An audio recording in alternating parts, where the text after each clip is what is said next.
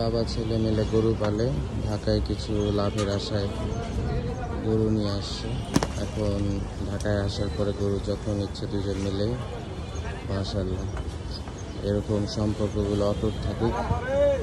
আল্লাহ সবার কোরবানি কবুল করুক। দাদা যে ঢাকায় গরু নিয়ে আসছে, মায়া মমতা দিয়ে পালা গরুগুলাকে নিয়ে আসছে, তাদের ওই কোরবানিগুলো কবুল করুক আল্লাহ।